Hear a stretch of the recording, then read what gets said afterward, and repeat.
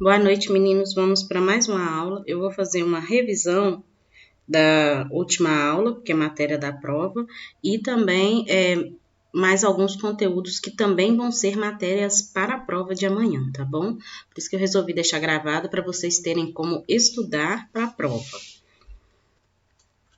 Vamos lá.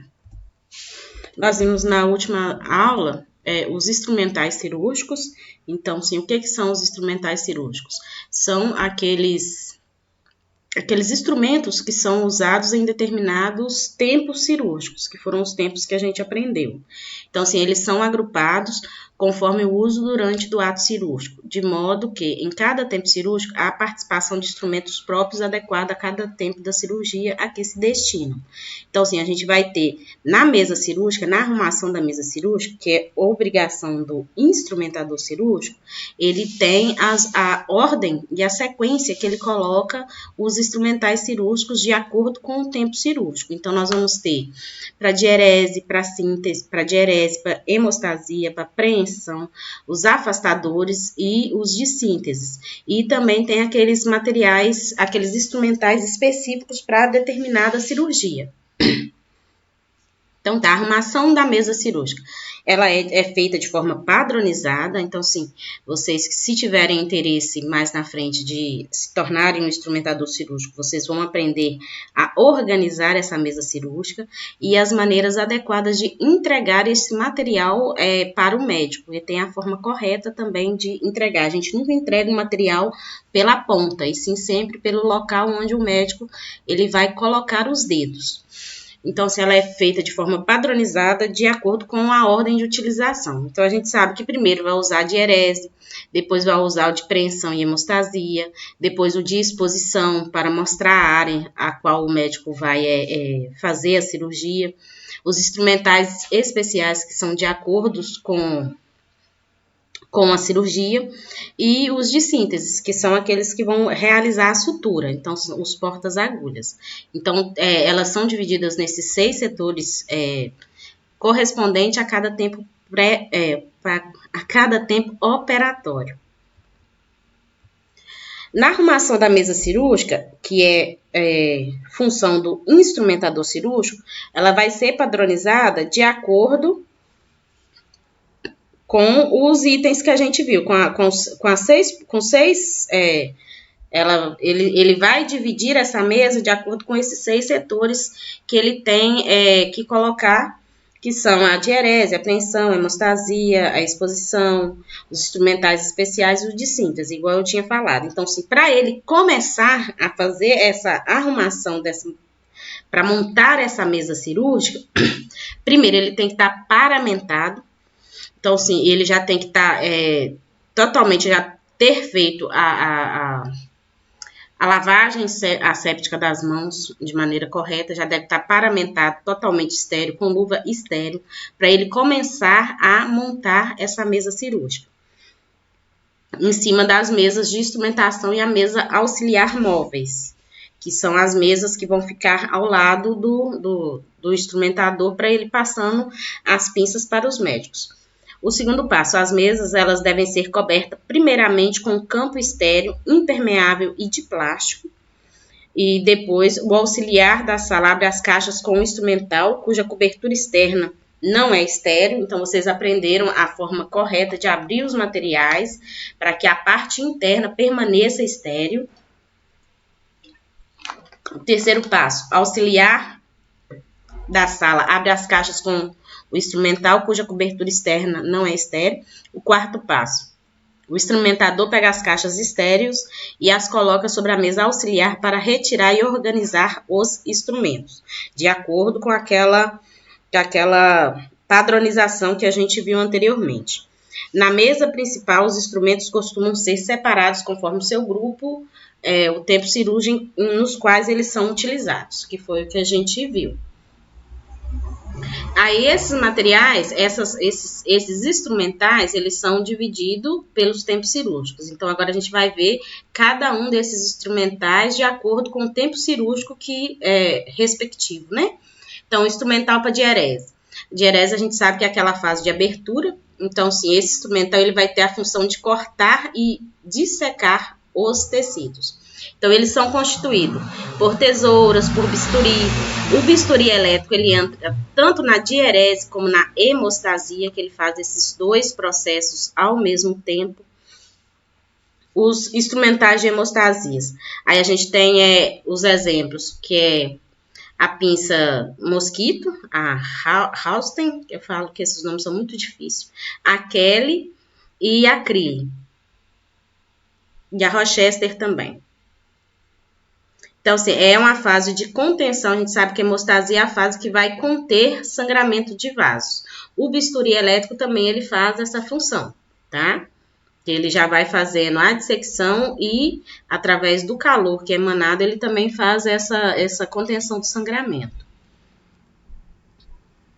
Os de preensão são basicamente constituídos pelas pinças que são destinadas à preensão, a manipulação e a apreensão de órgãos, tecidos e ou estruturas. Então, são aqueles que vão fazer aquela preensão, vai pressionar os órgãos, tecidos e estruturas que vão ser operados.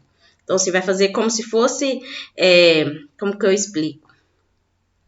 É como se fosse segurar o tecido para fazer o corte, entendeu? Porque é igual a pinça dente de rato, ela tem essa pontinha que é como se fosse um ratinho que você consegue segurar aquele tecido e suspender ele para que possa fazer o corte, para que possa manipular, colocar um farabelfo. Então, assim, tem essa função. E também tem a pinça anatômica. A dente de rato e a anatômica, vocês vão ver muito que elas estão nos materiais de curativo. Então, assim, são utilizadas no material de curativo. Então, essas daí vocês vão ter contato sempre. Então, assim, a dente de rato, ela é serrilhada e tem realmente como se fosse dois dentinhos na ponta. A anatômica, ela é toda serrilhada, tá? E de utilização universal. Então, assim, ela é utilizada em várias fases. Principalmente no curativo, é um dos instrumentais que contém no material de curativo e retirada de ponto.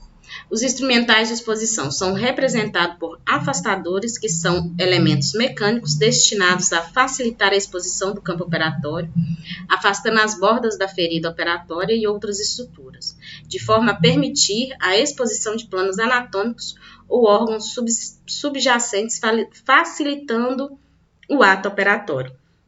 Assim, para melhorar a visualização do médico, esses instrumentais de exposição, eles vão melhorar a visualização do médico. Então, assim, os mais utilizados que vocês vão ver muito no bloco cirúrgico são os farabelfos, eles são também de vários tamanhos, tá?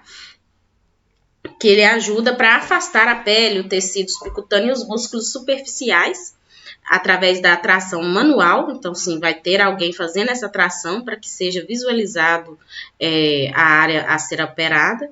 E tem outros afastadores também que eles são mais rústicos, né? Então, assim, eles são mais robustos, vamos falar assim, quando eles vão ter que pegar uma área, uma superfície de contato maior, que é igual o afastador de Dowen.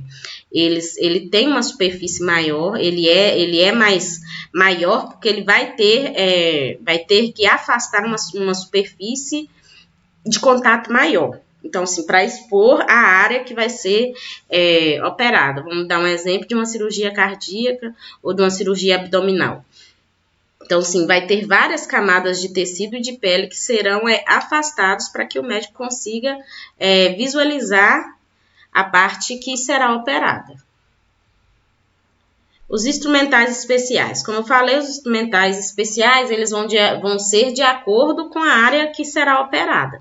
Então, assim, cada cirurgia, ela tem a sua complexidade, tem a sua particularidade. Então, assim, tem algumas cirurgias que vão precisar de materiais específicos.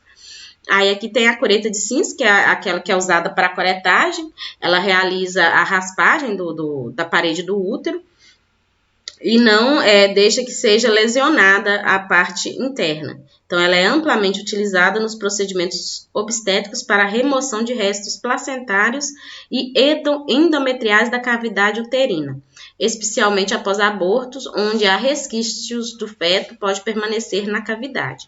Aí a gente também tem a pinça Durval, que ela é muito utilizada nas cirurgias de alças intestinais. Ela tem um formato de D, tá?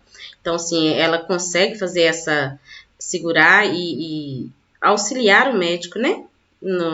Nas cirurgias intestinais. E os de síntese? O de síntese, a gente sabe que síntese é a sutura. Então, assim, a sutura é a fase final da cirurgia, é o tempo final da cirurgia. Então, é onde vai ser realizado o último procedimento, onde já foi feita a cirurgia, a excerese em si, já foi feito a retirada do órgão que era para ser retirado, ou resolvido, como diz, curado ou paliado a causa cirúrgica que levou o paciente a fazer aquela cirurgia. Então, se na síntese vai ser a fase final, onde vai ser realizada a sutura. E então, a sutura é feita por fios de sutura. Então, precisa ter o quê? O porta-agulha que vai realizar, vai auxiliar o médico para que ele possa fazer os pontos com maior destreza. Uma das pinças muito utilizadas é a pinça de Maio-Egar. Ela é utilizada principalmente nas sínteses em cavidades. E aí tem outros porta-agulhas que eles são diferentes devido à localidade e como eu falo, a peculiaridade mesmo, delicadeza da cirurgia. Igual assim, tem a pinça de Mathieu, ela é mais usada para pinças cirurgias plásticas e odontológicas. Então, assim, elas são mais delicadas, a ponta é mais delicada, a agulha vai ser mais delicada para fazer esse processo de sutura.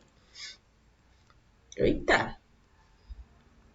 Por enquanto, gente, vocês viram que a gente só está revisando a aula de ontem, né? Então, daqui a pouco a gente começa com a matéria que era de hoje, porque eu quero que vocês revejam para não se perder na prova. Então, assim, a atribuição do instrumentador cirúrgico é conferir os materiais e equipamentos necessários ao ato cirúrgico. Isso, quando ele chega no bloco cirúrgico, a primeira coisa que ele tem que fazer é conferir os materiais e os equipamentos necessários. Mas para a montagem da mesa cirúrgica, o primeiro passo ele tem que estar paramentado com técnica asséptica. Ele tem que conhecer os instrumentais cirúrgicos por seus nomes e dispô-los sobre a mesa de acordo com sua utilização em cada tempo cirúrgico. Eles têm também que preparar agulhas e os fios adequadamente, auxiliar o cirurgião e o assistente durante a paramentação cirúrgica, prever e solicitar materiais complementares aos circulantes da sala operatória. Prever e solicitar, isso eu já coloquei, ser responsável pela asepsia, limpeza e acomodação dos instrumentais durante toda a cirurgia.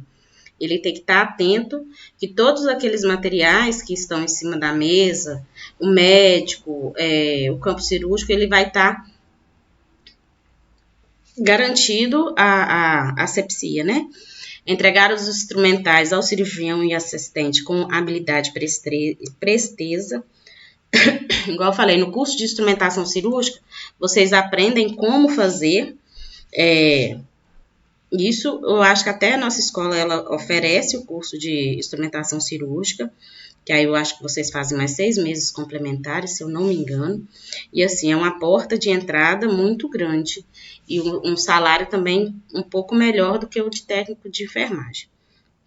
Desprezar adequadamente o material contaminado e os pérfuros cortantes, auxiliar no curativo e encaminhamento do paciente à devida unidade, conferir o material após uso, para ter certeza que todas as pinças que foram utilizadas, elas estão devidamente fora do paciente, né?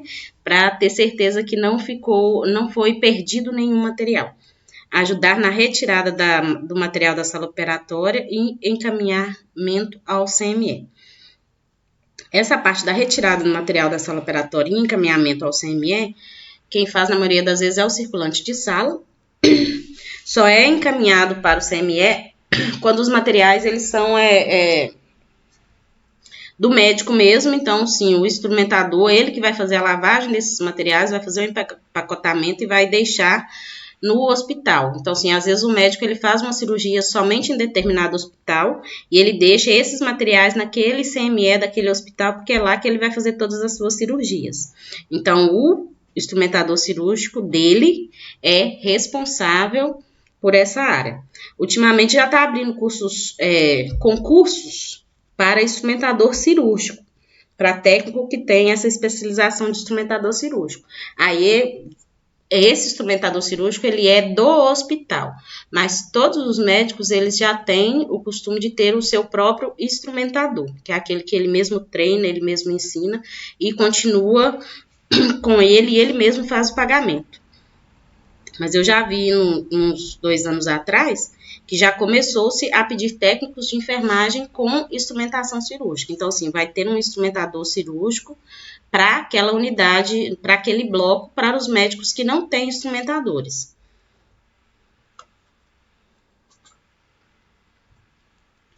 Os fios cirúrgicos, eles são classificados em absorvíveis e não absorvíveis.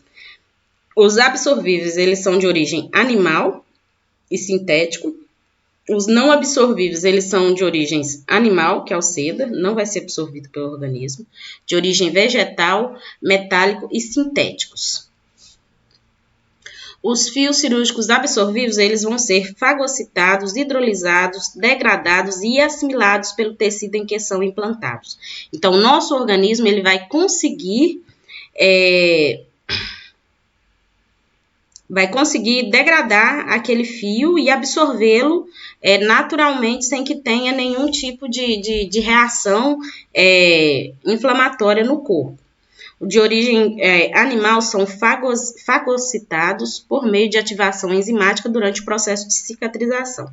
Então, durante aquele processo de cicatrização que a gente aprendeu, vai ter essas atividades enzimáticas que vão conseguir fagocitar ao seu tempo, no tempo correto de cicatrização, esses fios cirúrgicos.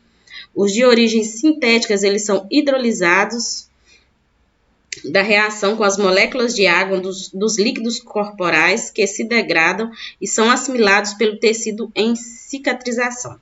E eles são divididos em sintéticos e biológicos. Os não absorvíveis, eles são resistentes à digestão enzimática em tecido animal vivo. Então, se ele não vai ser digerido, absorvido pelo nosso organismo. Então, se ele não é absorvido, ele tem que ser retirado após algum tempo. Então, se o não absorvível, ele permanece encapsulado, então, assim, vai formar um tecido fibroso em torno daquele fio cirúrgico, nas estruturas internas e nas suturas da pele. Deve ser removido de 7 a 10 dias ou de acordo com a prescrição médica. As agulhas, igual eu falei, elas não interferem no processo de cicatrização, mas elas devem ser suficientemente largas, penetrantes para ultrapassar a resistência tecidual, resistente para não dobrar, mas ao mesmo tempo flexível para dobrar antes de quebrar, resistente à corrosão, de tamanho, forma e calibre apropriados à aplicação que se destina. Então, igual na foto aqui, são vários tipos de agulhas cirúrgicas. Alguns fios, eles já vêm com as agulhas junto com os fios, e essas agulhas, elas são descartáveis. Mas tem aquelas agulhas que são de uso permanente. Então, essas agulhas, após ser utilizadas, elas vão ser esterilizadas, e aí tem que sempre estar observando se realmente ela ainda está pérfia para ser utilizada. Então, enquanto ela estiver tendo todas as qualidades necessárias para uma agulha ser boa, que são a que eu falei agora, então, assim, ela vai poder continuar a ser utilizada. Então, assim, essas agulhas permanentes, o bom é que ela tenha durabilidade maior e um custo menor. O curativo. O curativo, igual eu falei para vocês, é uma área, é uma das partes muito importantes para o técnico de enfermagem, principalmente no pós-operatório. Lembrando que esses pacientes do pós-operatório, ele saiu da sala de recuperação pós-anestésica, eles vão ser encaminhados para a clínica cirúrgica, que é onde vão ficar aqueles pacientes pós-operatórios de diversas cirurgias, porque é para evitar realmente que se tenha infecção cruzada. Então, se nos quartos que tem paciente que tenha tido algum tipo de infecção que não é cirúrgico, não fica junto com esses pacientes cirúrgicos. Então, tem uma ala que é só para os pacientes cirúrgicos. Em hospitais mais especializados, existem já áreas por cirurgia. Então, assim, a ala de cirurgia ortopédica, a ala de cirurgia cardíaca. Então, assim, naqueles locais só vão ter pacientes pós-operatórios de cada especialidade cirúrgica, né? Então, assim, isso ajuda e favorece, porque, igual a gente sabe, as cirurgias ortopédicas, algumas elas são consideradas limpas. Então, assim, como colocar uma cirurgia limpa com uma contaminada no mesmo quarto? Corre o risco de ter infecção cruzada. Então, assim, tem muito uma orientação do CCIH em relação à infecção cirúrgica e essas infecções cruzadas em relação aos pacientes que vão estar no quarto. Então, sempre tem essa clínica cirúrgica que vão ser, onde vai ser encaminhado esses pacientes que são pós-operatórios. Então, assim, o curativo. Qual que é a finalidade do curativo? O que ele tem que fazer para ser bom? Ele tem que manter a umidade e a temperatura adequada nas feridas cirúrgicas. Então, assim, o curativo, ele não pode ser seco. Então, assim, quando você vai fazer um curativo, dependendo do curativo, você vai até colocar um pouquinho de soro, algum tipo de pomada para manter a umidade desse local para favorecer a cicatrização. Nas feridas cirúrgicas, você vai fazer só a limpeza com álcool. Desculpa, álcool não, gente. Não põe álcool na ferida cirúrgica, não, vocês matam o paciente de dor. Vocês vão fazer a limpeza com soro fisiológico. Se for uma cirurgia limpa, então assim, o soro fisiológico fez a limpeza, secou ao redor e coloca a gazinha limpa, estéril por cima como cobertura primária. Então, assim, manter a umidade e a temperatura adequada nas feridas cirúrgicas, proteger contra traumas mecânicos e contaminação do meio externo e absorver as secreções, favorecendo a epitelização e a cicatrização. Então, assim, igual em crianças. Crianças têm mania de colocar sempre as mãos em feridas. Então, assim, as crianças, elas tendem a ficar mais tempo com o curativo, por quê? Para evitar evitar a contaminação do meio externo para o meio interno, porque eles têm mania muito de passar as unhas, e as unhas, elas são muito contaminadas. Então, por seu efeito compressivo, que tem os curativos também compressivos, eles ajudam a prevenir a formação de hematomas, que vai evitar que tenha mini hemorragias, né?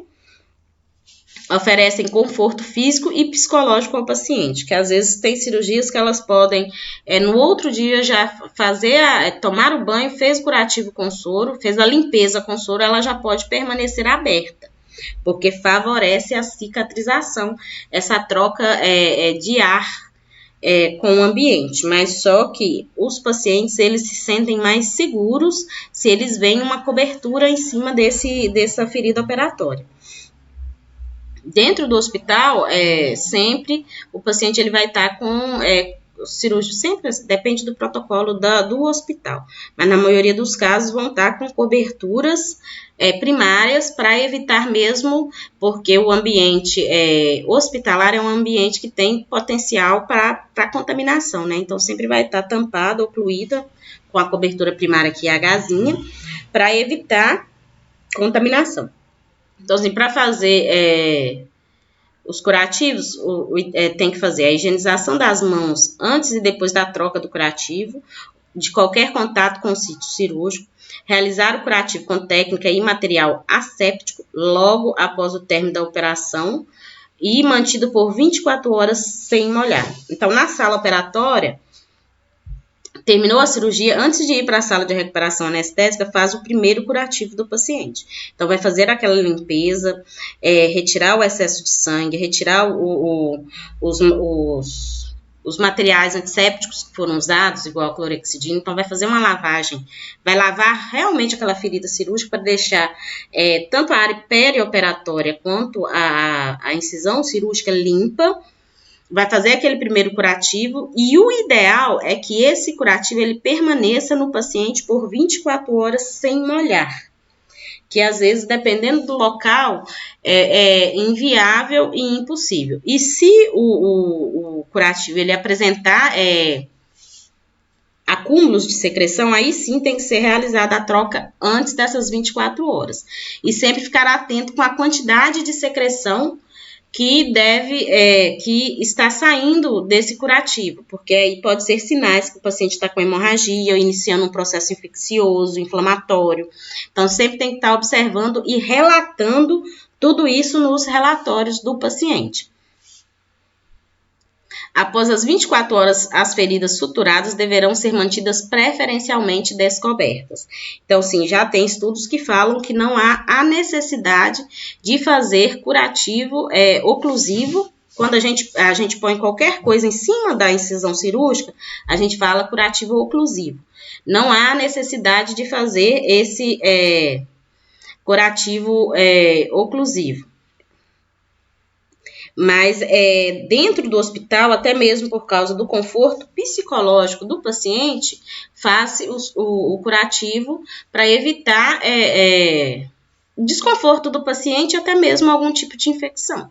Então, sim, tem essa abertura da literatura em preferencialmente mantê-los descobertos após essas primeiras 24 horas, se ele estiver sem presença de secreção, se ele estiver limpo, se a ferida operatória ela estiver limpa e seca.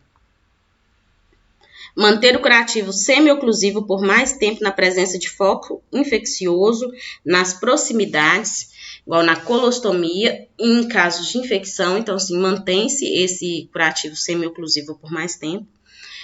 Comunicar ao CCIH as presenças dos sinais de infecção da ferida operatória, febre, edema, odor, calor, rubor e drenagem purulenta. Isso são sinais que essa ferida operatória ela está iniciando um processo de infecção. Então, assim, tem que ser comunicado no CCIH. Dentro dos hospitais, meninos, tem uma área que ela é especializada para o controle de infecção hospitalar, que é o setor de controle de infecção hospitalar, o SCIH. Então, assim, esse setor tem os funcionários que eles já são treinados para fazer todo aquele relatório, igual eu falei, as cirurgias elas são monitoradas. E quem faz esse monitoramento é o CCIH. Eu falo CCIH porque na minha época era centro, viu, gente? Era Centro de Controle e Infecção Hospitalar. Aí, esse serviço de controle de infecção hospitalar tem o funcionário que ele tem uma ficha que ele tem que preencher para mostrar que realmente quando foi a cirurgia, quais instrumentais foram usados, que aí vai fazer toda aquela investigação para entender de onde surgiu aquele foco infeccioso. Se foi porque a cirurgia ela tem um potencial de contaminação alto, ou se foi algum erro médico, ou se foi algum erro do funcionário do bloco cirúrgico, se foi algum erro das máquinas de esterilização, que é igual eu falei, gente, isso aqui o período perioperatório vai muito além do paciente dentro da sala cirúrgica. Ele vai desde daquele cuidado com os materiais no CME, até esse cuidado no pré-operatório, durante a cirurgia e no pós-operatório. Isso é um conjunto de ações que vão fazer com que esse paciente ele saia de maneira restabelecida do pós-operatório. Então, assim, tem que observar esses sinais de infecção, vou até repetir, febre, edema, odor, calor, rubor e drenagem purulenta, que isso são sinais, são indícios de infecção. E o CCIH, eles vão fazer esse controle dessa infecção, de onde partiu esse início da infecção. Então, eles fazem o controle, eles vão fazer o curativo e vão fazer aquela prevenção, não, manutenção. Eles que vão fazer a observação da evolução dessa ferida operatória. Ok? Acho que eu não esqueci nada, não. A retirada de pontos é quando o paciente ficou aquele tempo determinado com aqueles fios de sutura, com a sutura em si, então assim, está na hora de ser realizado a retirada de pontos. As retiradas de pontos são realizadas até então, na minha época, era realizada pelo técnico de enfermagem, mas eu creio que agora são os enfermeiros que fazem essa retirada de pontos. Nos postos de saúde, eu sei que ainda há técnicos de enfermagem que vão fazer essa retirada. Então, o que tem que se observar na retirada dos pontos? Que realmente o processo de cicatrização da ferida, ele realmente já foi cumprido, realmente aquela ferida operatória ela está cicatrizada, porque se você retirar precocemente, há uma grande chance de ter deiscência da ferida. Então, assim, vai ter aquela abertura e isso vai prolongar o tempo de internação desse paciente. E sempre observando as reações inflamatórias que esse paciente pode ter. Normalmente, retira os pontos em torno de 10 dias de pós-operatório ou a critério médico. Então, assim, a técnica para fazer a retirada de pontos. Vamos imaginar que é como se fosse um curativo normal, só que a diferença é que aquele tecido ele vai estar cicatrizado. Então, se você já vai ver o tecido cicatricial naquela incisão cirúrgica, mas todos os cuidados assépticos têm que ser realizados do mesmo jeito, para evitar, porque os fios cirúrgicos, eles estão dentro, uma parte dessa sutura vai estar dentro da pele do paciente. Então, assim, fazer a antisepsia da ferida, incluindo os fios a ser retirados. Então, vai fazer aquela limpeza nessa área toda dos fios. Utilizar o material, ele tem que ser esterilizado. E sempre tem que cortar, vai segurar com uma pinça. Aqui tá segurando com a pinça anatômica, que não é a dentinho de rato. E aí, a dente de rato, às vezes, quando a sutura ela tá muito fixa, a pele do paciente, a dente de rato ela ajuda a conseguir pegar esses fios sem lesionar o tecido que está recém-cicatrizado. Segurou, vai cortar o mais rente possível da pele do paciente sem causar lesões no paciente, viu? Porque essa parte, por isso que a importância de fazer a limpeza adequada, que essa parte aqui, que está do lado de fora, ela não está totalmente, ela está contaminada, ela teve contato com o meio externo. E aquela parte que é interna, não, aquela parte ela está sem nenhum tipo de contaminação. Então, quanto mais rente possível, menos contaminação vocês vão levar para dentro daquela cicatriz que daquela ferida que já está em processo final de cicatrização. Então, faz o corte bem rente e realmente só faz aquela tração, puxando o fio, que aí vai sair o fio de sutura. Tirou todos os pontos, faz a limpeza. Às vezes pode sair um pouquinho de sangue, porque vai ter essa parte já vai ter sido revascularizada. Faz a limpeza novamente com soro fisiológico e pode manter aberta. Não há necessidade de fechar, fazer curativo oclusivo. Tanto no curativo quanto na retirada de ponto, meninos, uma coisa que eu quero falar com vocês é que vocês têm que estar sempre atentos a todos os materiais que vocês necessitam para aquele momento. Então, assim, se você vai fazer um curativo num tornozelo, vamos falar assim, um curativo em um paciente pós-operado de tornozelo.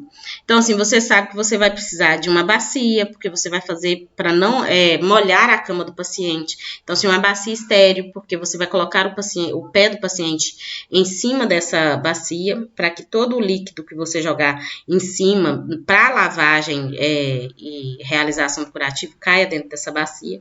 Vai precisar de material de curativo estéreo, vai precisar de micropore ou esparadrapo. Nas feridas operatórias usa-se muito o micropore, porque eles têm menos reação alérgica, tá?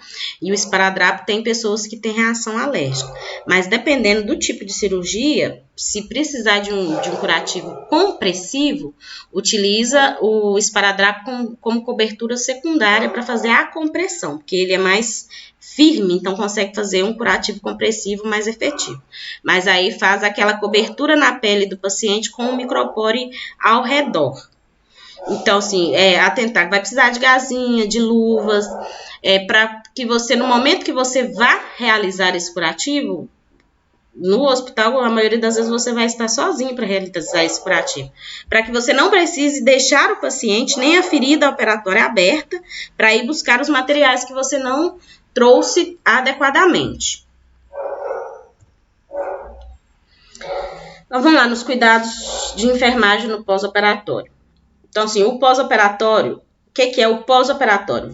É o período que vai desde o término do ato cirúrgico e perdura até a sua total recuperação, que é a alta e aquele atendimento pós-cirurgia em casa. Então, assim, esse é o conceito do pós-operatório. Só que o pós-operatório, ele é dividido tanto em imediato quanto mediato. Então, se um pós-operatório amplo, ele é o quê? Vai desde o término da cirurgia, lá na sala operatória, quando o paciente ele vai ser encaminhado para a sala de recuperação anestésica e depois ele vai ser encaminhado para a clínica cirúrgica.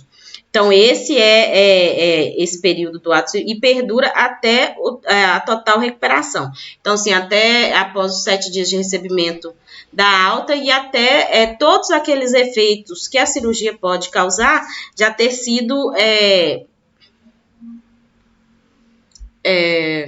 evitados, não evitados, é outra palavra, eu vou lembrar. Então, assim, ele se divide em quê? O imediato, eu falo que o I, ele sempre vem mais próximo do ato cirúrgico, tanto no pré-operatório quanto no pós-operatório. Então, o imediato é aquelas primeiras 24 horas posterior à cirurgia. Que aí, essas primeiras 24 horas, algumas horas, as primeiras horas ele vai passar na sala de recuperação anestésica, mas já é o pós-operatório imediato, porque a partir do momento que acabou a cirurgia, dentro da sala cirúrgica, que terminou o processo cirúrgico, o paciente já entra no pós-operatório imediato. Então, assim, até as 24 horas posteriores à cirurgia. Então, vai ficar na sala de recuperação anestésica e depois ele vai para o quarto. Então, assim, essas primeiras 24 horas, elas são cruciais para o atendimento do paciente, que é quando acontecem as maiores complicações. Então, a atenção, ela é muito maior nessas primeiras 24 horas. Não que após o paciente ele não possa ter algum tipo de complicação, mas as principais complicações referentes ao uso de anestesia pode acontecer nessas primeiras 24 horas. Por isso que as primeiras horas o paciente ele não sai para fora da clínica cirúrgica, porque na clínica cirúrgica não tem um profissional só para cada paciente. Então, se na sala de recuperação anestésica tem um técnico de enfermagem que é responsável para olhar aquele paciente com uma vigilância maior. E o mediato são aquelas 24 horas, após essas 24 primeiras horas, até 7 dias depois. E o tardio, ele vai após os 7 dias, após esses 7 dias, até o recebimento da alta. Tem literaturas que eles colocam até 2 anos, até o completo restabelecimento do paciente. Então, assim, porque tem umas cirurgias que elas são mais complicadas, que elas demoram mais para ter esse processo de cicatrização completa. O objetivo do pós-operatório imediato, do pós-operatório em si ainda, do pós-operatório de uma visão mais global. Identificar, prevenir e tratar os problemas comuns aos procedimentos anestésicos cirúrgicos, tais como dor, intubação, náusea, vômito, retenção urinária, flebite pós-venóxido e outros, com a finalidade de restabelecer o seu equilíbrio. Então, se vai restabelecer ao máximo as funções fisiológicas normais e assegurar a esse paciente que ele volte às suas atividades normais e evitar complicações e desconforto no pós-operatório tardio e no pós-alta.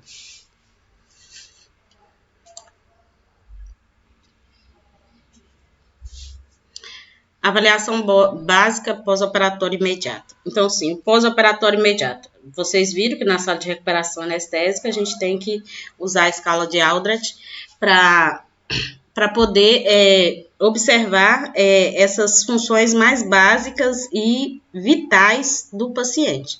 Então, assim, a gente tem que avaliar a permeabilidade da via aérea e tomar as providências necessárias se observar que está acontecendo algo diferente com o paciente. Avaliar a presença de rouquidão, estritor, sibilos ou diminuição dos murmúrios vesiculares. Como eu falei, que a gente tem que escutar só aquele som de ar entrando e saindo dos pulmões. Qualquer coisa diferente disso são murmúrios vesiculares adventícios, são murmúrios adventícios. Então, assim, são murmúrios que não são normais, tá? Então, tem que comunicar. Aí, por isso que tem aquela importância de fazer aqueles movimentos respiratórios para ajudar a não ter retenção de fluidos no pulmão. Aplicar o oxigênio umidificado através da cânula nasal ou máscara facial. Isso é muito utilizado durante a sala de recuperação pós-anestésica, porque é o momento que o paciente ele sai do ato cirúrgico mesmo, então às vezes ele está entubado, então até restabelecer todas as funções da pós-anestesia, ele fica com o oxigênio em cânula catéter nasal, mas isso no quarto, quando ele vai para a clínica cirúrgica, isso fica a critério médico. Registrar os sinais vitais, pressão arterial, frequência, força e ritmo cardíaco, frequência e profundidade das respirações, saturação de oxigênio. Tem que também ser observado, avaliar as condições do local da cirurgia e avaliar o nível de consciência. Então, se nessas primeiras 24 horas tem que estar atento que essas condições que podem estar predizendo algum tipo de complicação cirúrgica. O pós-operatório imediato, após as 24 horas do ato cirúrgico até 7 dias depois. Então, nesse período vai ter a dor, ela vai estar menos intensa, porque a cada dia há aquele processo de cicatrização onde vai melhorando a intensidade da dor.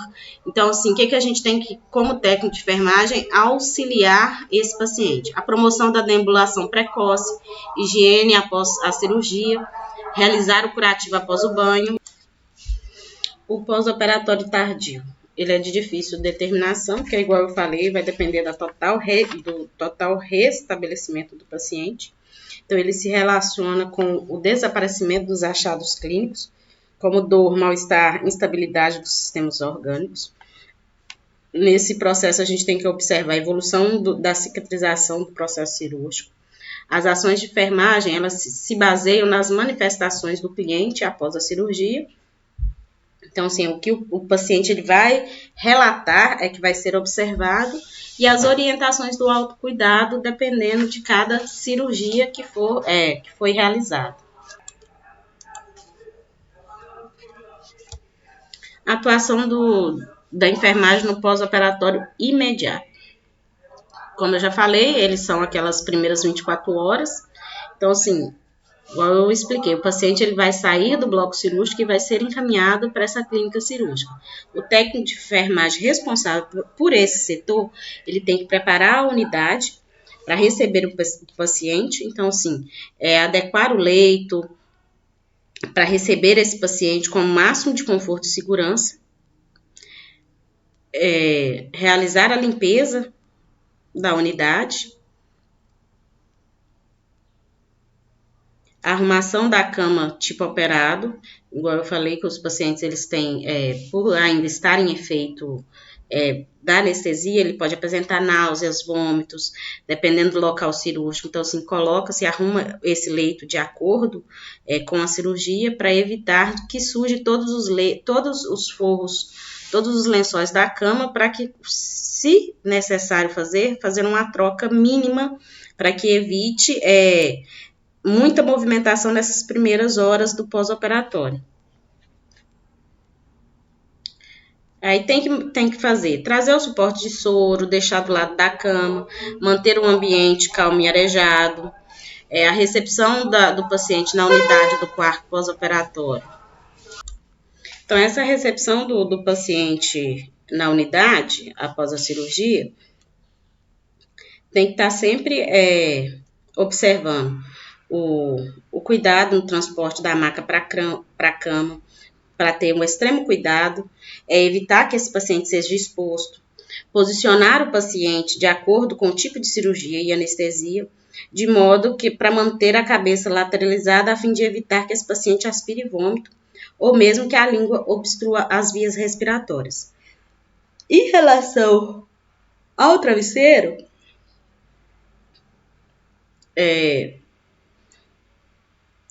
relacionado com a anestesia, em anestesia geral, eles orientam que o paciente ele deve deixar o paciente em decúbito dorsal horizontal, sem travesseiro, pelo menos até a manhã seguinte. Em RAC, na anestesia RAC, não se deve colocar o travesseiro nem elevar a cabeça do leito por 6 horas. Mas aí há alguns médicos que não recomendam essa restrição. Eu oriento sempre essa restrição, mesmo que os médicos não orientem, porque há relatos de cefaleia pós-RAC, quando os pacientes eles ficam, elevam a cabeceira muito ou colocam a mão atrás do pescoço. Isso pode fazer que tenha essa cefaleia pós-RAC. E a anestesia peridural, não se colocar o travesseiro até que o paciente esteja totalmente consciente ou também a critério médico. Nesse período, em todos os períodos, gente, o basicão do pós-operatório. Tem que olhar os sinais vitais frequentemente, tem que observar o curativo, se ele está sangrando, tem que observar se tem a presença de drenos, sondas, tem que observar o tipo de drenagem, se as sondas estão abertas, olhar se o acesso venoso ele está pérfio, se ele está com bom gotejamento, observar os sinais e sintomas de hemorragia. Então, o paciente com pulso fino, filiforme, taquipneia, taquicardia, prostração, sudorese, pele fria, a pele ela fica fria e pegajosa, palidez, são indicadores de choque hipovolêmico. Então, se esse paciente está tendo uma perda de sangue muito grande e ele pode vir a ter esse choque hipovolêmico. Observar diurese, o aspecto, a quantidade e relatar. Administrar toda a medicação prescrita, principalmente as medicações para dor e os antibióticos no horário prescrito. O jejum, ele vai variar conforme o período de jejum do pós-operatório vai variar de acordo com a cirurgia e o estado do paciente. Então, assim, no normal não administra nada nas vias orais até que o reflexo da deglutição tenha voltado completamente. Então, assim, quando o paciente ele consegue engolir a saliva, que o paciente está realmente acordado, que começa a ingestão de via oral.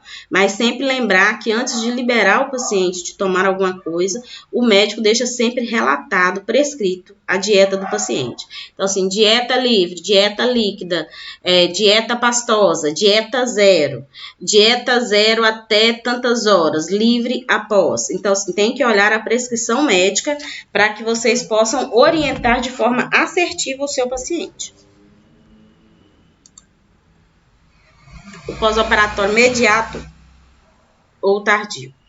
Então, o imediato a gente sabe que é essas 24 horas, após as primeiras 24 horas até 7 dias depois, e o tardio vai de 7 dias, desses 7 dias até o recebimento da alta, ou em algumas literaturas, até que o paciente ele esteja totalmente restabelecido do processo cirúrgico, tenha voltado a todas as suas atividades sem queixas nenhuma. Então, esse período inicia depois das primeiras 24 horas, o paciente permanecerá internado na clínica cirúrgica, igual eu te falei, até o momento da alta. Esse período varia conforme a cirurgia realizada e principalmente de acordo com as reações individuais de cada paciente. Os cuidados aplicados nesse período visam proporcionar ao paciente uma recuperação mais rápida, preparando-o para voltar às atividades normais. E os cuidados incluem controlar os sinais vitais. Então, assim, vai ser conforme, você lembra que no inicinho, nas primeiras 24 horas, inicia de 15 em 15 minutos, depois de 30 em 30, depois a cada 1 hora, e depois aí começa a verificar de 1 em 1 hora, e depois 12 horas, que começa de 2 em 2 horas. Quando já entrou nesse período imediato, aí os sinais vitais eles já vão ser aferidos conforme a rotina da clínica. Então, assim, tem médicos que deixam prescritos sinais vitais de 6 em 6 horas, mas tem rotinas hospitalares específicas para cada hospital. Então, assim, você sempre no início do plantão e no fim você tem que estar olhando os sinais vitais do seu paciente, porque para você passar o seu paciente para o seu colega, você tem que ter certeza que o seu paciente realmente ele está estável.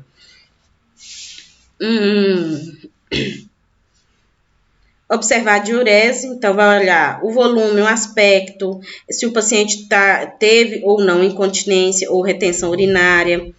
Se ele apresentar essa retenção urinária, faz a passagem de sonda vesical de alívio após todos aqueles procedimentos de estímulo para o paciente apresentar diurese.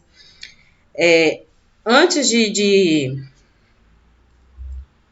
se o paciente está com a sonda vesical de demora, antes de ser retirado essa sonda vesical de demora, faz o desmame dessa sonda.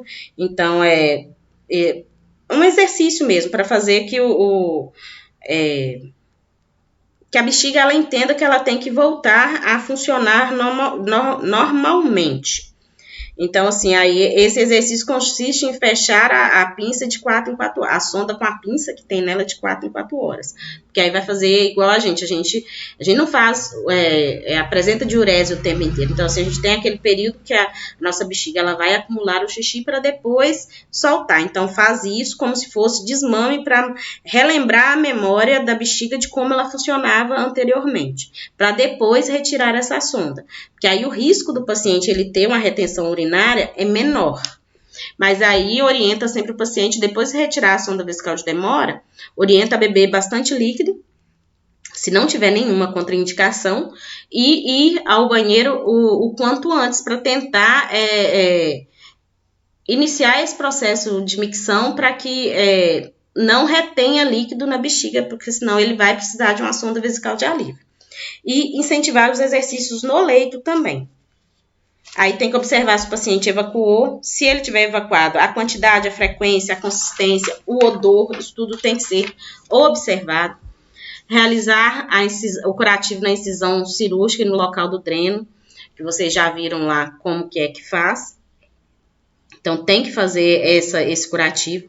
Iniciar a deambulação precoce, porque há relatos que aí evita que o paciente ele tenha trombose, auxilia que não tenha acúmulo de secreção no pulmão, evita gases. Então, assim, hoje é orientado o paciente a deambular o mais precoce possível. Administrar a medicação prescrita, orientar o paciente e a família sobre os cuidados após a alta, registrar todos os cuidados administrados ao paciente em seu prontuário. Eu falei, tudo que foi realizado tem que ser relatado. E essa deambulação, eu lembro quando eu fiz a minha cesárea, eu saí do bloco 8 horas. Quando deu 9 horas da manhã, eu já estava levantando, fiz certinho, fiquei sentadinho um pouquinho, porque eu estava com medo de ter gases. E aí depois a menina retirou a sonda direitinho e aí eu já comecei a deambular. Para quê? Para evitar os gases, porque eu sei que o incômodo é muito grande na área operatória.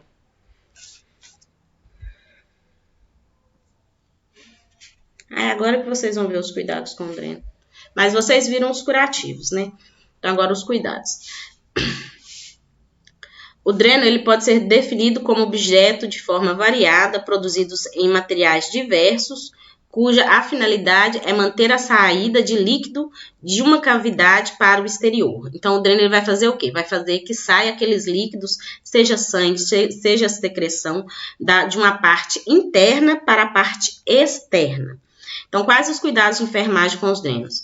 Manter a permeabilidade desse dreno, visando garantir uma drenagem eficiente, realizar o adequado posicionamento do dreno, evitando que ocorra tração e posterior deslocamento, realizar o curativo conforme a necessidade e com material determinado para a prevenção de infecção, controlar a drenagem, atentando para a quantidade e aspecto de secreção drenada e registrando corretamente todos esses dados.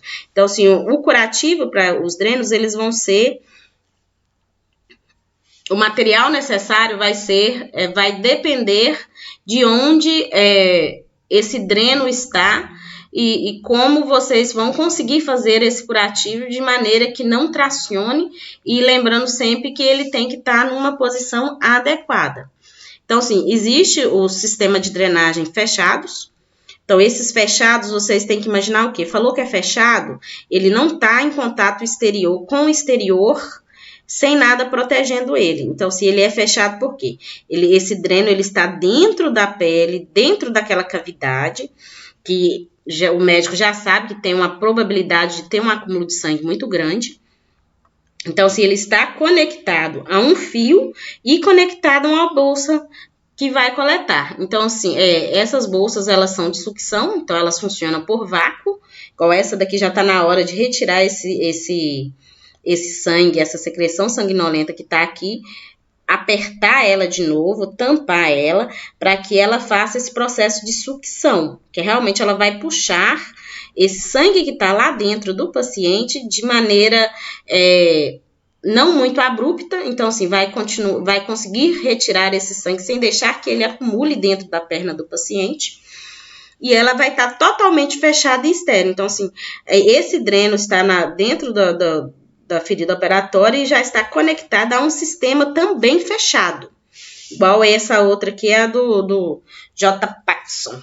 Ela também é toda fechada e ela funciona também por sucção. Essa perinha ela é apertada para que faça esse processo de sucção. Então, assim, ou ela vai estar em sanfona igual essa ou em sucção. Então, assim, esse sistema é utilizado principalmente para drenagem de secreção sanguinolenta.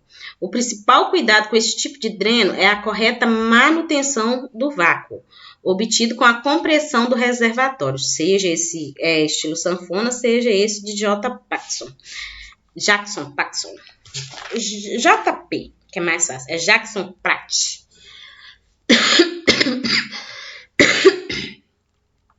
Caso contrário, a drenagem ela não será eficaz, podendo ocorrer acúmulo de secreção, o que provocaria ao cliente dor, desconforto e alterações dos seus sinais vitais, entre outras intercorrências, que dependendo do local onde esse dreno, em qual cavidade esse dreno está inserida, esse acúmulo de sangue ou de secreção vai fazer, além desse desconforto, também o desconforto e a dor, ele já vai fazer essa alteração nos sinais vitais do paciente. Então, assim, pode ter outras complicações também. E o sistema de drenagem aberta já mostra que ele não tem nenhum tipo de sistema conectado a ele. E o mais utilizado é o dreno Penrose, que ele é um tubo macio de borracha, ela é de largura variada, igual tem aqui na foto. Ela é utilizada principalmente em cirurgias que haja presença de abscesso na cavidade, particularmente nas cirurgias abdominais, nas quais se posiciona dentro da cavidade, sendo exteriorizada por um orifício próximo à incisão cirúrgica. Igual a cirurgia foi aqui, eles colocaram, a cirurgia provavelmente foi do lado de cá. E aí eles colocaram, parece uma cistostomia. Aí a cirurgia provavelmente foi do lado de cá e aqui eles colocaram o dreno próximo a essa área operatória.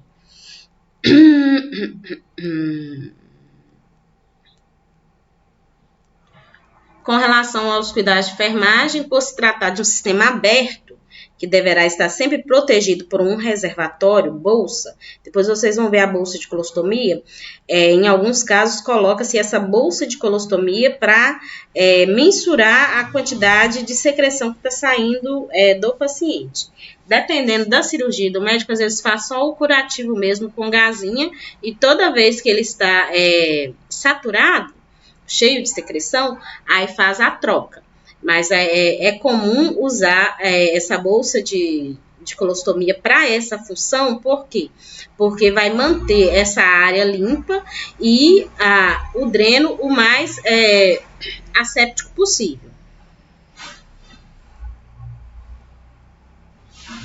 E o profissional que vai fazer a manipulação tem que sempre estar atento, observando se teve alguma exteriorização desse dreno penroso para fora.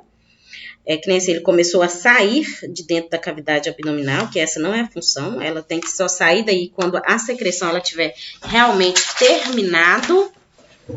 Deixa eu botar carregar aqui rapidinho.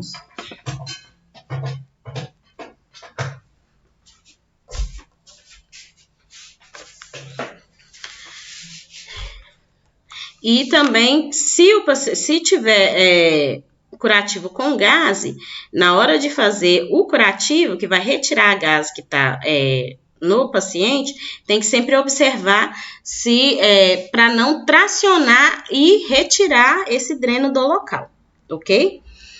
Agora a gente vai falar um pouquinho da drenagem de tórax. Então, o que é a drenagem de tórax? É a introdução de um dreno em uma das 3 cavidades de tórax, cavidade pleural, cavidade pericárdica ou mediastino. O que vai fazer levar esse paciente a precisar de uma drenagem de tórax? Pode ser um pneumotórax, que é o acúmulo de ar na cavidade torácica, um derrame pleural, que é o acúmulo de líquido no espaço pleural, um quilotórax, que consiste em uma coleção de líquidos linfáticos no espaço pleural, um empiema, que surge quando há uma infecção e, consequentemente, acúmulo de pus no espaço pleural. Então, empiema é pus. Então, quando tem esse acúmulo de pus no espaço pleural, então vai ter que ser drenado. Um hidrotórax é quando é o acúmulo de líquido seroso no espaço pleural. E o hemotórax, que é o acúmulo de sangue no espaço pleural. É muito comum em pacientes de vítima de arma de fogo ou de arma branca. Então, assim, que vai ter esse acúmulo de sangue no espaço pleural. Então, necessita dessa drenagem de tórax. Na aula anterior, eu mostrei para vocês como que é esse sistema de drenagem, tá? Então, assim, na cavidade torácica, a pressão é menor do que o ar atmosférico, que possibilita a entrada de ar. Sempre que o pulmão perde essa pressão negativa, seja por abertura devido à cirurgia, trauma ou presença de ar, pus ou sangue no tórax, ocorrerá o colapso pulmonar. Na presença desse colapso, faz necessário a realização da drenagem torácica para a reexpansão pulmonar pela restauração da pressão negativa. Para tal procedimento, faz necessários, esse procedimento ele pode ser feito tanto no bloco cirúrgico quanto no ambiente, numa UTI, onde o paciente estiver internado. Esse procedimento ele pode sim ser realizado sem ser dentro do bloco, dependendo da causa que levou esse pulmão a entrar em colapso. Então, assim, o médico, isso é o médico que faz, tá?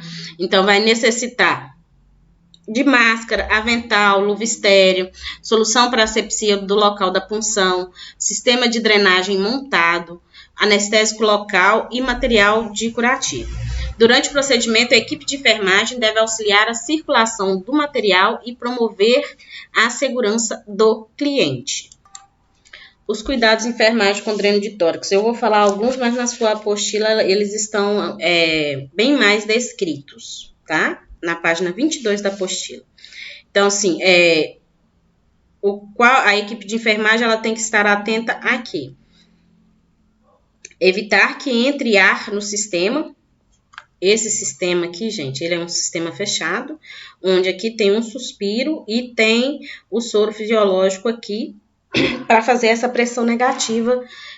Tanto é que o líquido que é drenado, ele fica oscilando de acordo com a respiração do paciente, que isso que indica que realmente ele está funcionando.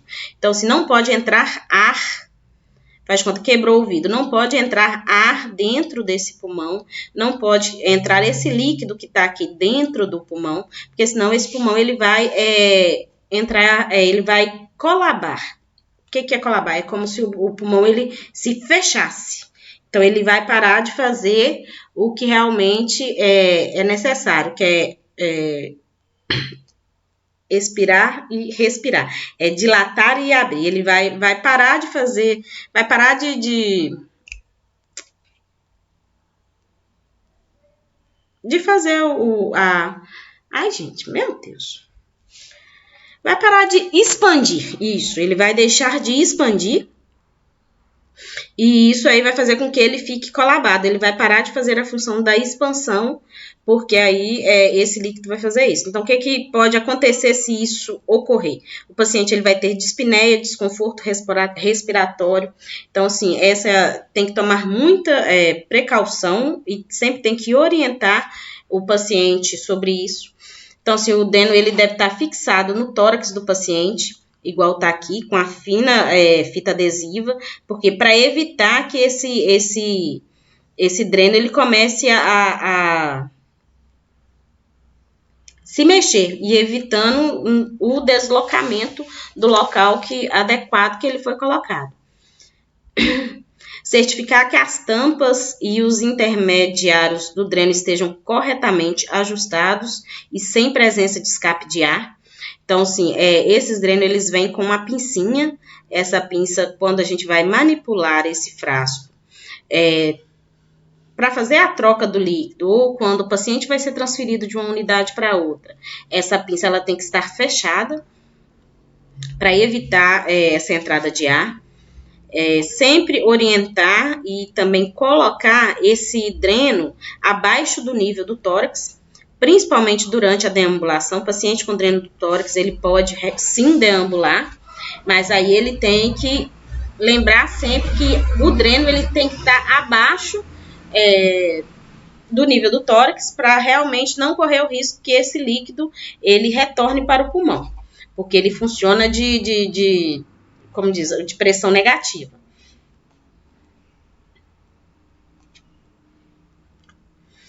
Tem que realizar a troca do líquido de 12 em 12 horas, conforme orientação médica, mas sempre ele é mensurado nos finais do plantão, é realizada essa troca de líquido durante o cuidado e é mensurado a quantidade de líquido que saiu, que foi drenado do paciente. Então, assim, quando for fazer essa troca do líquido, tem que estar sempre atento antes de abrir esse frasco. A parte que está aqui dentro, gente, ela é estéril. Então, assim, tem que pinçar essa parte do dreno, tem que fazer o pinçamento, pode fazer até 2 pinças, eu prefiro, porque para não correr o risco mesmo dessas pinças, elas são as pincinhas de plástico, às vezes eu não confio muito. Então, pinça. Essa parte daqui você tem que ter o maior cuidado na hora da manipulação, porque essa parte ela é estéril. Então, assim, abriu-se a tampa, o líquido, você já vai ter olhado a quantidade de líquido que tem aqui dentro. Então, assim, sempre coloca-se de 300 a 500 ml, mas o mais padrão mesmo é de 500 ml, dependendo do tamanho do frasco coletor, mas sempre é 500 ml de solução ou água destilada ou soro fisiológico estéreis. Então, assim, vai retirar esse líquido que está aqui dentro, vai colocar em um pote graduado para fazer a mensuração novamente, porque também esse frasco ele é graduado. Então, retirou, fez a limpeza dentro do frasco. Vai colocar esses 500 ml, essa ponta ela não pode encostar em nenhuma área. Se você tiver destreza, com uma mão você segura e com a outra você faz todo esse procedimento. Se não tiver destreza, pegue um material de curativo, algum pano estéreo para que você possa colocar essa parte por cima, porque ela não pode entrar em contato com contaminação. E aí você pode usar as 2 mãos, mas quando você tem destreza, você consegue fazer isso com uma mão só. Então, com uma mão você já tira, já faz a segunda pinça, porque já vai ter a primeira, segura, já joga um pouquinho de soro, já joga no frasco coletor, já põe o novo frasco e tampa. Isso é um procedimento que você faz muito rápido. Você sempre tem que lembrar de etiquetar esse frasco com a hora que você fez, com a quantidade de líquido e qual tipo de líquido que você pôs. Então, 500 ml de soro fisiológico às 18 horas do dia tal, pelo técnico de enfermagem tal. Tem que conter nesse rótulo. Coloca-se uma fita adesiva mesmo. Tem uns que vêm até com as fitinhas para pregar. A gente põe a fitinha mesmo, que você vai colocar nesse frasco e vai marcar o local onde aquela quantidade de líquido chegou. Porque aí fica mais fácil para visualização de quem for olhar depois se teve um aumento muito rápido acima daqueles 500 ml que você mensurou. E o que você vai anotar não é a quantidade total que você retirou daqui. Porque 500 ml que está aqui não é do paciente. 500 ml é para fazer essa pressão negativa. Então, vai observar a quantidade além desses 500 ml. E a tendência no dentro de tórax e o correto é que à medida que se passe o tempo, essa quantidade de secreção e o aspecto dela vai diminuindo até que o médico ele possa fazer a retirada do dreno de tórax. Então, essa retirada ela é realizada pelo médico.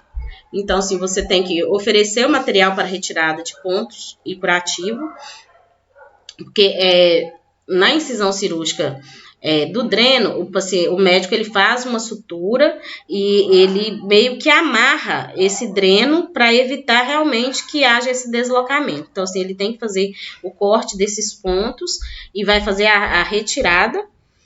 Então, assim, tem que levar esse esparadrapo largo, gás e soro fisiológico, porque vai fazer um curativo compressivo.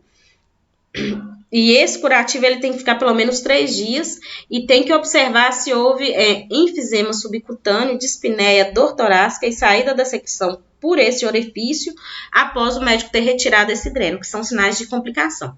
O enfisema subcutâneo é como se você estivesse pegando na pele do paciente, ela está cheia de isopor. Isso aí é porque o ar ele está entrando pelo tecido epitelial do paciente, então assim, fica como se fosse esponjoso. Um monte de bolinhas de isopor pequenininhas. E hoje em dia, antigamente, esse frasco de dreno, ele era de vidro, hoje em dia não, já encontra ele de forma plástica e descartável. Então, usou, retirou, jogou fora. Aí agora, a partir daqui, gente, já não é revisão, já é matéria nova para a prova, tá? Então, a tracostomia. O que é a tracostomia? Lembra que ostomia é a abertura de um orifício. Então, assim, vai dar à luz, vai abrir, vai fazer essa comunicação do interno com o externo através de um orifício. Então, a tracostomia é a abertura da traqueia e introdução de uma cânula, mantendo o orifício aberto para permitir a passagem de ar. Então, quais são? Aqui tem 2 tipos, que eu coloquei na foto aqui para vocês verem o que é a tracostomia. Então, existe 2 tipos, e as indicações. É quando há uma obstrução das vias respiratórias como as que ocorrem em aspiração de corpo estranho, difteria, tétano, edema de glote, câncer de laringe, estado de coma em pacientes que não respiram adequadamente, paralisia dos músculos respiratórios. Então, sim, o paciente que ele está muito tempo comatoso, que a gente sabe que a intubação, o paciente ele não pode ficar mais do que 7 dias entubado. Passou desses 7 dias, se o paciente ele ainda não conseguiu sair do ventilador, ele vai ter que ir para uma traqueostomia. Por quê? Porque a tracostomia ela pode ser até definitiva, ela pode ficar um tempo maior no paciente. Então, assim, elas são divididas em 2 tipos, que é a provisória, essa daqui de plástico, e a definitiva. A provisória, ela tem um balão, onde é insuflado para realmente evitar que entre ar, que saia ar, porque o paciente ele vai estar com um ventilador mecânico, então quem vai fazer esse processo de respiração para o paciente vai ser o ventilador. Então, há esse balonete que ele é insuflado, que ele vai evitar que haja saída de ar e que não ocorra a adequada oxigenação desse paciente. A definitiva, os pacientes que estão em coma há muito tempo, paciente que tem câncer de laringe, é algo que é uma maneira paliativa que o paciente encontra de continuar respirando e sobrevivendo. Então, quando ela é definitiva é porque o paciente ele não vai conseguir voltar a respirar normal, então já faz essa traqueostomia. Os cuidados pré-operatórios. Se a cirurgia não for de emergência, que a maioria dos casos no período pré-operatório deve fazer um bom preparo psicológico, esclarecendo o paciente e a família sobre a cirurgia, sua necessidade e implicações, principalmente na traqueostomia definitiva. porque o paciente ele vai ter muitas mudanças no modo de vida dele, né? Principalmente sobre a fala, porque aí ele tem que fazer um treinamento que o paciente, quando ele tá com a tracostomia definitiva, ele não consegue falar, mas tem modos que a fonoaudióloga, ela ensina, que aí mesmo que a voz ela não saia totalmente adequada, ainda há uma compreensão muito grande do que o paciente está querendo falar para a gente. Então, assim, ele tampa o orifício da tracostomia quando ele vai falar. Então, assim, sai um som muito parecido com a voz, e dá, assim, para compreendê-lo. E o preparo físico inclui a tricotomia da face do pescoço em pacientes do sexo masculino. Então, faz essa tricotomia dessa área. Deixa eu ver se eu coloquei aqui. Então, tá. Os cuidados no pós-operatório. A unidade, ela deve ser equipada com material para aspiração, oxigênio, aspirador, catéteres de aspiração, frasco com água ou soro fisiológico, luvas, gases esterilizadas. Quando vai fazer a aspiração do paciente, vocês sabem, vocês já estudaram que isso é um procedimento estéril. Então, o paciente tem que estar com luva estéril e os catéteres para aspiração, isso tudo é estéril, que vai ter contato com a cavidade interna da traqueia e com os pulmões do paciente. Quando a tracostomia ela é definitiva, que o paciente ele recebe alta e vai para casa, a família ela providencia o aspirador de pé, tem que ter esse oxigênio, porque se o paciente ele realmente entrar em colapso ou ter algum tamponamento, tanto da definitiva quanto da provisória, até que restabeleça a troca, há necessidade de oxigenar esse paciente. Então, assim, tem que ter uma orientação muito grande para o paciente que tem uma tracostomia em casa. Controlar os sinais vitais, principalmente a respiração, que vai demonstrar que o paciente ele não está perfundindo adequadamente e observando sempre a saturação do paciente, principalmente os pacientes que eles estão em ventilação mecânica, que eles vão estar monitorizados e dentro de uma unidade de terapia intensiva. Aspiração das secreções sempre que necessário, observando a técnica asséptica. Após a estabilização dos sinais vitais, manter o leito em Fowler para facilitar a eliminação das secreções.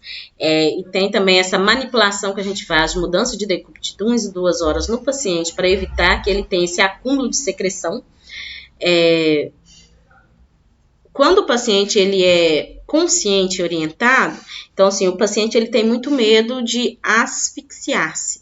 Então assim, nós como profissionais, nós temos que tentar o máximo tranquilizar esse paciente para que ele realmente tenha segurança que ele não vai morrer sem ar, que a gente vai estar ali para cuidar dele mesmo, porque esse é o maior medo dele.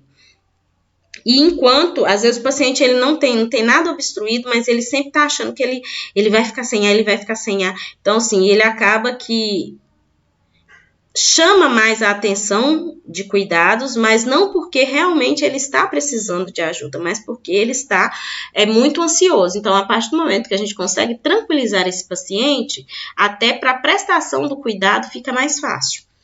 E enquanto esse paciente ele não consegue verbalizar e ele está consciente, oferecer prancheta, lápis e papel para que ele possa se comunicar.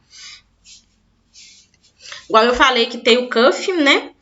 O cuff é aquele balonetezinho que tem aqui.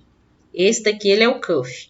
Essa bolinha aqui, esse daqui ela é toda retinha. Isso aqui você vai colocar uma seringa e vai insuflar ar, que aí ela vai ficar, vai encher.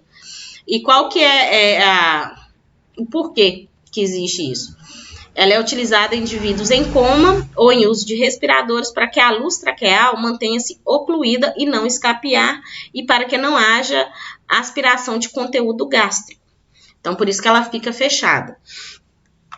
Manter a gase limpa entre a pele e as partes laterais da cânula, curativo antisséptico, igual o que vocês estão vendo, esses 2 curativos eles estão de parabéns, que estão lindos, que aí a gente faz esse curativo antisséptico e manter ele sempre seco e limpo. Fazer higiene oral com frequência. Pacientes que eles estão entubados ou que eles estão com traqueostomia têm um grande risco de ter contaminação e infecção pulmonar. Então, se faz a higiene oral, ela é feita com mais frequência. Observar sinais como inquietação, cianose de extremidades, retração supraclavicular, é quando o paciente está com tanta falta de ar que o abdômen dele ele vai para dentro e a clavícula ela entra. Aquela respiração agônica, aquela respiração que assim, eu estou buscando ar, mas eu não consigo encontrar.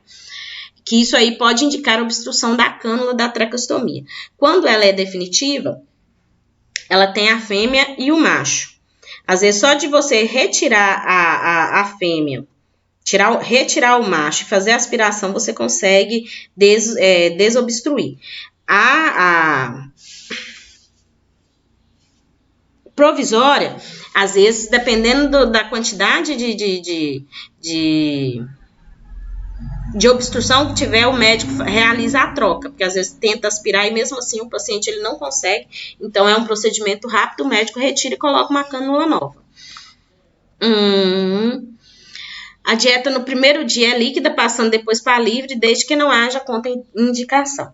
Deve estimular o paciente a ingerir bastante líquido para fluidificar as secreções. Isso sempre ele vai ter um acompanhamento de uma nutricionista e de uma fonoaudióloga, não é de uma nutricionista não, gente, é de uma fonoaudióloga que vai ensiná-lo a deglutir novamente, para evitar que haja broncoaspiração. Isso para os pacientes que estão com traqueostomia definitiva, porque os pacientes que eles estão com traqueostomia provisória, na maioria das vezes eles estão entubados e sedados. Então, assim, usa dieta por sonda nasentérica. As traqueostomias definitivas, orientar o paciente ou alguém da família sobre a troca e a esterilização da cânula e os demais cuidados. Eles ensinam os pacientes a realizar a troca tanto do macho quanto da fêmea, com uma periodicidade maior. Então, assim, o médico vai falar de quanto tempo tem que fazer essa troca para manter o máximo estéril essa parte interna do paciente. As principais complicações que existem na traqueostomia é asfixia por obstrução da cânula da traqueostomia. Então, assim, se eu coloco o dedo aqui, gente, o paciente ele vai morrer, que a única fonte de oxigênio que tem, ele não respira mais nem pelo nariz nem pela boca, só por esse orifício aqui. Então, se eu tampei, esse paciente ele entra em óbito. Então, imagina se eu não aspirei o paciente na hora de maneira adequada, deixei acumular muita secreção, aquilo vira um tampão, realmente um tampão. Aí, se tampa aqui, esse paciente ele não vai conseguir, nem você vai conseguir fazer a aspiração, dependendo do tamanho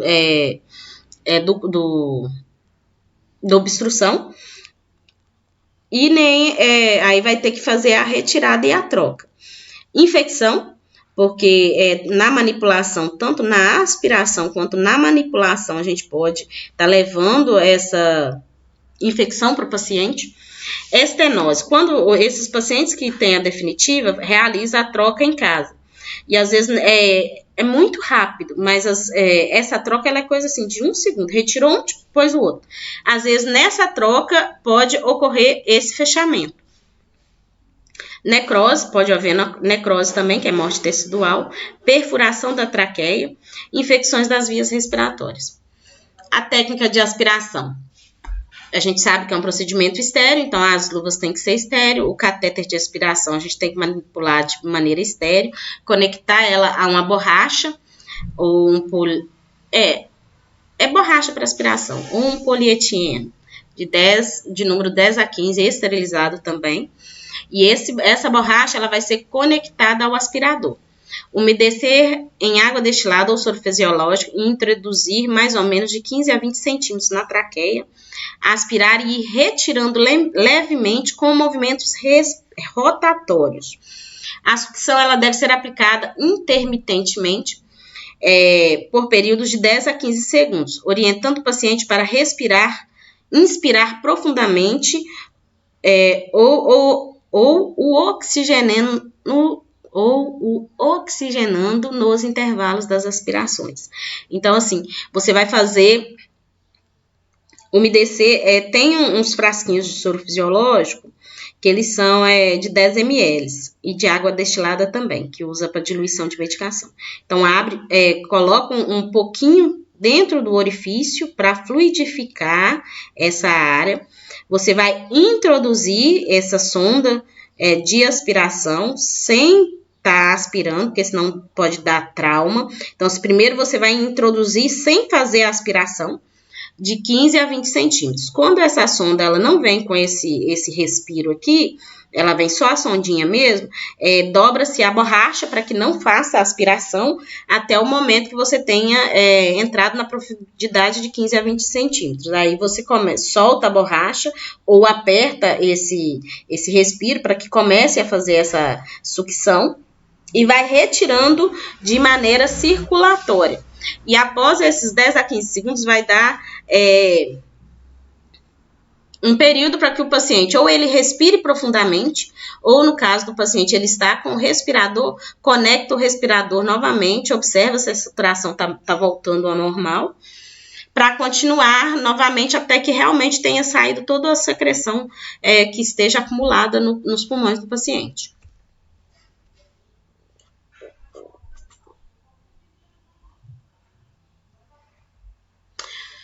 A gastrostomia. O que é a gastrostomia? É um procedimento cirúrgico que mantém uma comunicação da luz gástrica com o plano cutâneo da área da parede abdominal através de uma sonda com a finalidade de drenagem, descompressão ou da alimentação, nutrição. Então, assim, quais as indicações de uma gastrostomia? Estenose do esôfago, tumores esofagianos, situação em que ocorre a perda dos reflexos de deglutição, como um traumatismo craniano, um acidente vascular cerebral. Isso tudo vai impedir que o paciente ele consiga se alimentar, né? E mega esôfago. Então, pré-operatório, verificar os sinais vitais, supervisionar a higienização completa, pesar o paciente, tem que realizar a enteroclise na noite da véspera da cirurgia, fazer tricotomia abdominal do sexo masculino, igual a gente sabe que a tricotomia ela é feita no máximo até 2 horas antes do procedimento cirúrgico, ou o ideal que seja feito dentro do bloco cirúrgico. E assistir psicologicamente o paciente, o qual ele pode resistir a essa nova forma de nutrição, e quanto à mudança anatômica também, que é essa instalação da sonda. Essa sonda ela vai ficar no abdômen do paciente, é aquela que é usada para alimentação, e algumas elas podem ser definitivas. Então, assim, esse paciente ele não vai mais alimentar pela boca.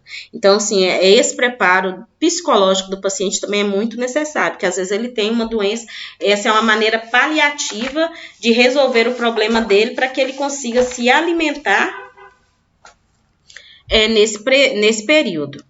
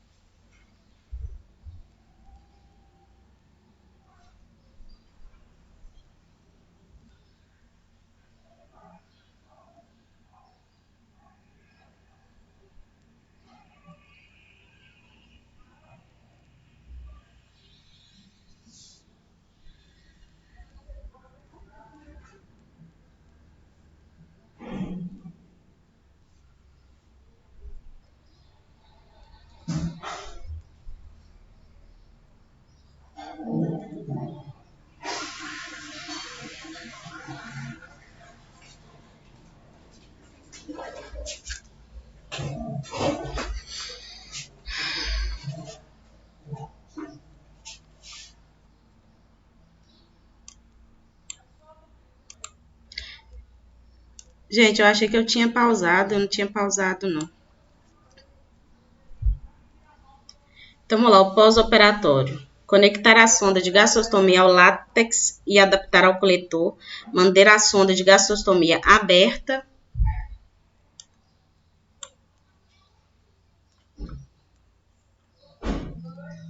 no pós-operatório imediato ou conforme recomendação médica, anotar aspecto e volume das drenagens de 6 em 6 horas, observar queixas de náusea e vômito e ocorrência de distensão abdominal, comunicar ao enfermeiro, pois o sistema poderá estar obstruído, observar rigorosamente o volume e os intervalos das refeições, não administrar refeições quentes ou muito frias, não administrar rapidamente a dieta para prevenir a distensão abdominal. O pós-operatório, continuação. Não utilizar o êmbolo. Não utilizar o êmbolo da seringa. Não utilizar êmbolo de seringas para forçar a entrada dos alimentos. Deve ser pela força da gravidade, principalmente em crianças que têm gastrostomia. Irrigar a sonda de gastrostomia antes e após as refeições com 15 ml de água filtrada para detectar êxtase e prevenir infecções gastrointestinais provocada por alimentos que se alojam na parede da sonda e também a sua obstrução. Então, após cada dieta, faz essa lavagem com 15 ml de água. Manter a sonda fechada após a refeição. Posicionar o paciente em semi-Fowler durante e após as refeições. Em um determinado tempo, tem que manter esse paciente em posição de Fowler para que não haja retorno da alimentação. Então, auxilia para que evite broncoaspiração. Permitir que o paciente experimente a dieta quando não houver contraindicação, porque esse paciente ele vai ter vontade de se alimentar pela boca, porque isso aí já já está na mente da pessoa. Então, assim, ele vai ter essa vontade, mas aí, então, assim, ele não pode, mas pelo menos sentir o gostinho, o paladar, ele pode, se não tiver nenhuma contraindicação. Ele não pode realmente deglutir uma quantidade muito grande. Supervisionar a higiene oral 4 vezes ao dia, ou quando necessário, observar e anotar a frequência e aspecto das eliminações intestinais. As complicações cirúrgicas são o emagrecimento, desnutrição e distúrbios do funcionamento intestinal. A jejunostomia é uma cirurgia que consiste na colocação de uma sonda comunicando a luz jejunal ao meio externo com o objetivo de alimentar o paciente por essa via. Então, assim, a gente sabe que a absorção maior ela é realizada no estômago.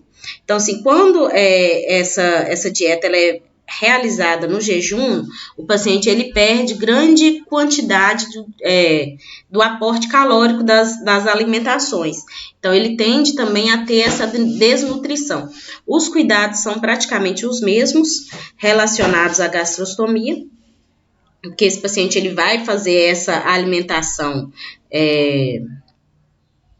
por frasco de dieta, então é uma dieta líquida batida, para evitar que obstrua essa sonda, porque se obstruir ela tem que ser trocada, e também tem todo aquele aporte nutricional que esse paciente vai precisar de acordo com o local que essa sonda está. Porque na gastrostomia, se a sonda ela está inserida no estômago, então se tem aquela parte da digestão que é feita no estômago, onde são absorvidas a maior quantidade de nutrientes e também do intestino grosso.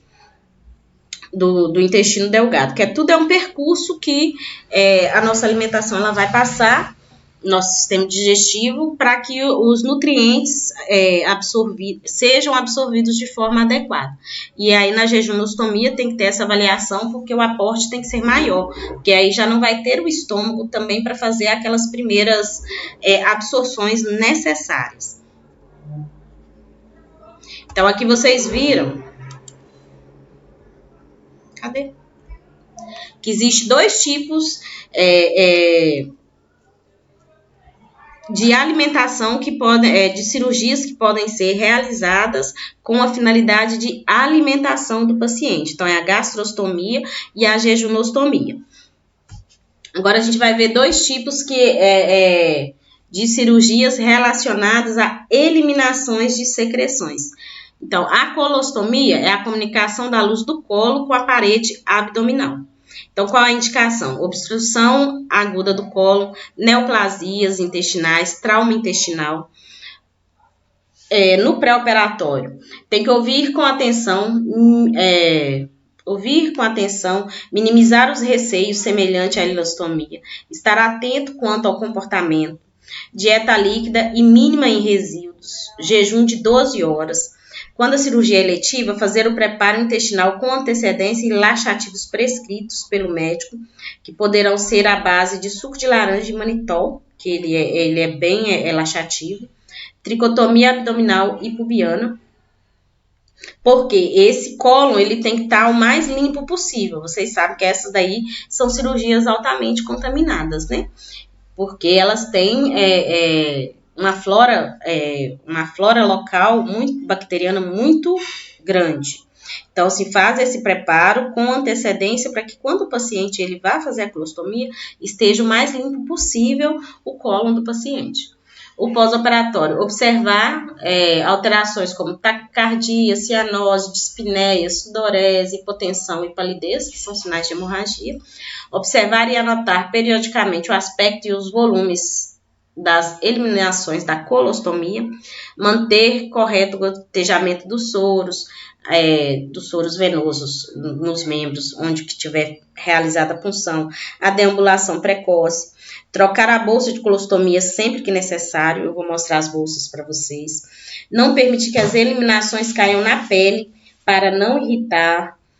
Encaminhar o paciente ao grupo de ostomizados da cidade ou consulta em sites. Aqui tem, lá perto da policlínica, tem um setor que ele é somente para pacientes que têm ostomias, que tem esses estomas. Então, se tem colostomia, se tem ileostomia, eles têm direito a ter essas bolsas de colostomia gratuitas, e onde eles são orientados da forma de trocar, do cuidado com a pele que eles têm que ter.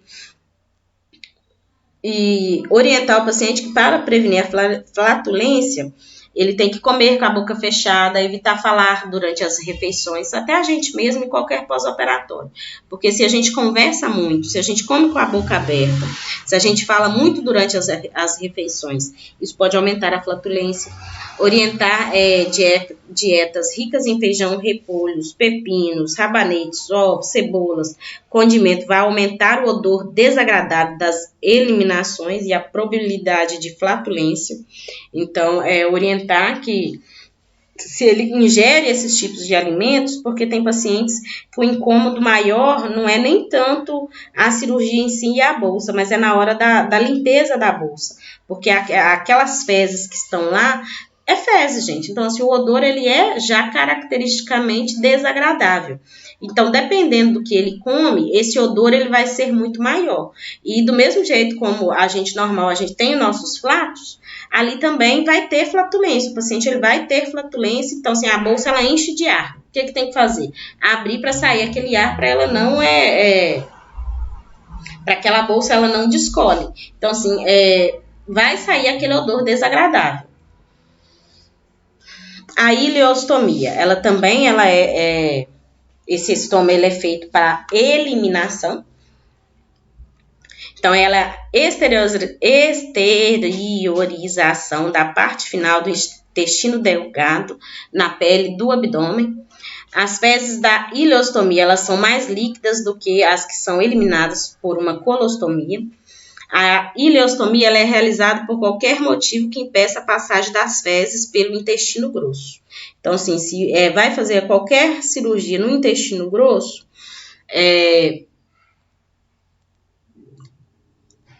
que não pode passar as fezes por aí faz a ileostomia para que essas fezes elas não façam o percurso do intestino grosso, elas fiquem só no intestino delgado.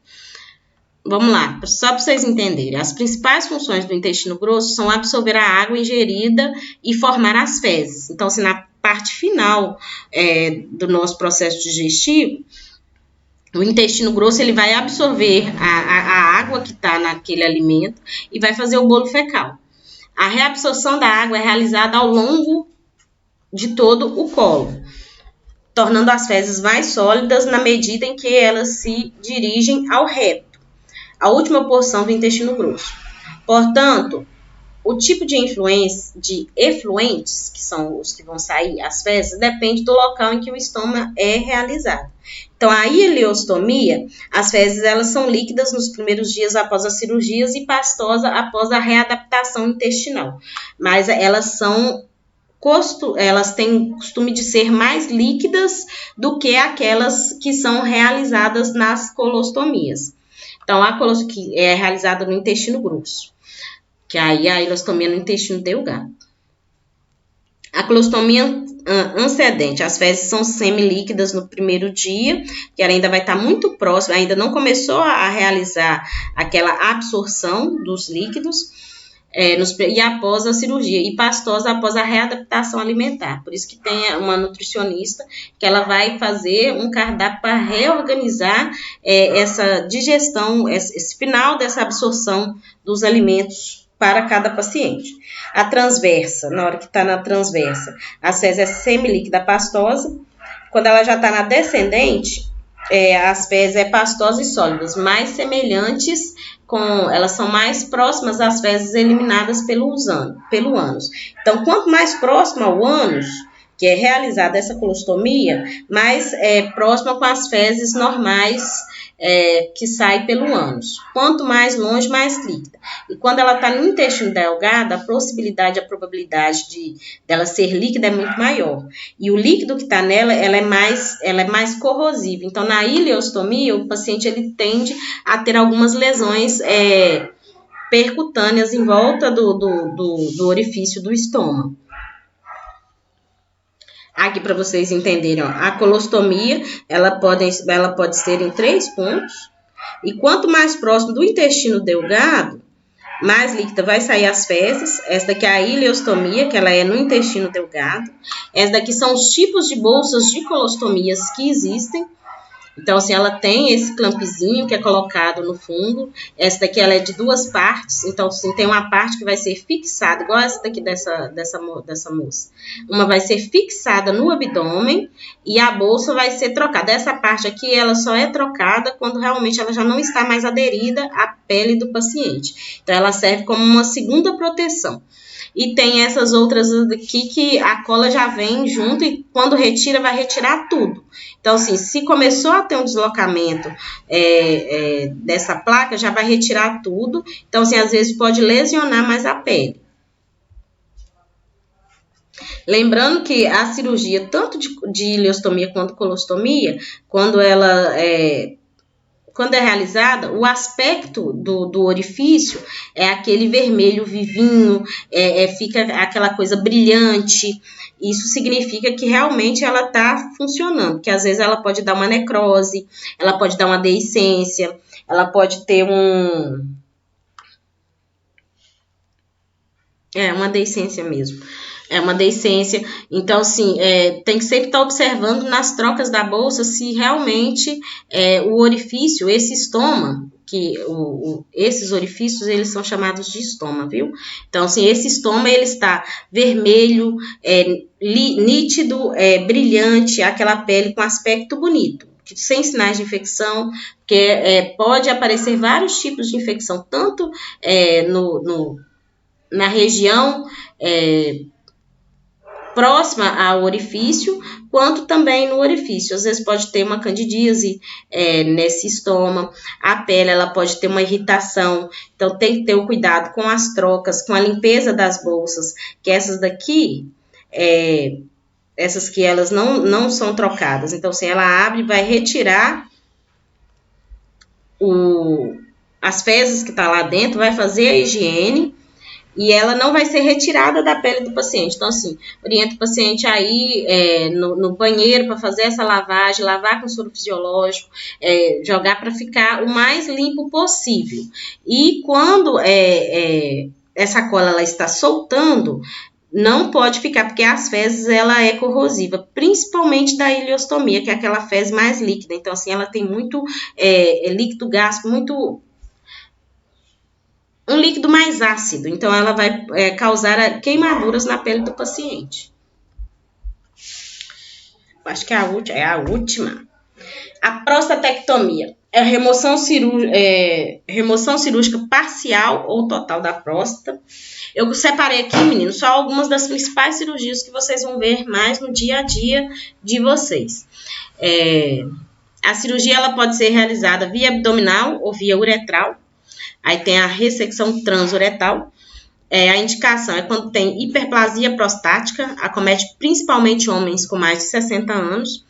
O pré-operatório é fazer controle de diurese, oferecer líquidos, o jejum de 8 horas, fazer interoclismas, se prescrição médica, tricotomia nas técnicas por via uretral, tricotomizar a região pubiana se necessário e na abdominal acrescentar a região abdominal.